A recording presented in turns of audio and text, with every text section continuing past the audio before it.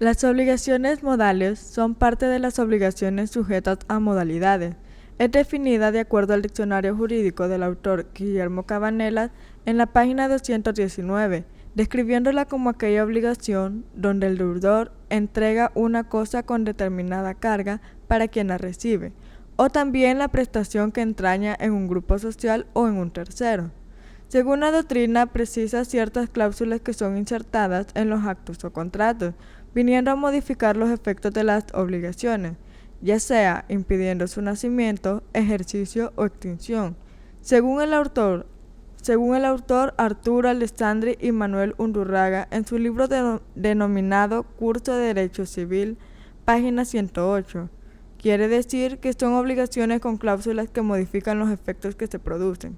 La tesis realizada por el autor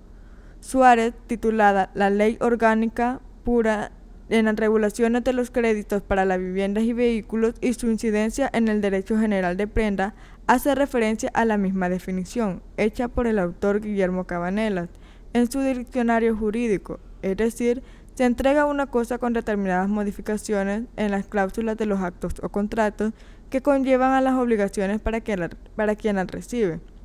Esta definición está regulada en el artículo 1354, inciso primero del Código Civil. Las obligaciones de modo y condición tienen sus semejanzas en las cuales pueden ser similares,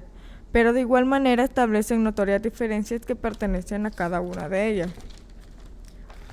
Una de las diferencias más destacadas es que el modo es una carga accesoria adicional, que no suspende ni resuelve la obligación, a diferencia de la condición, es decir, el modo es una cláusula adicional a la obligación principal en todo acto o contrato, que no genera ni un efecto en un acontecimiento futuro, simplemente es una carga adicional a la obligación, a diferencia de la obligación condicional basada en un acontecimiento futuro con la intención de adquirir o extinguir un derecho. Otra notable diferencia recae en el incumplimiento del modo, la cual no acarrea ninguna sanción para quien la soporta, salvo que sea un modo sujeto a cláusula resolutoria, quiere decir que aunque pueda ser reclamado, su incumplimiento no genera consecuencias en la persona que lo recibe, por excepción a menos que contenga una cláusula resolutoria como se menciona anteriormente, en la obligación accesoria. Otra diferencia recae en su contenido, en la cual no podrá ser de forma tácita, con excepción de la condición resolutoria tácita. Toda obligación modal debe ser expresa. La principal diferencia es fijada en que la obligación condicional es un acontecimiento futuro e incierto, y la obligación modal recae sobre la acción del beneficiario en la liberalidad.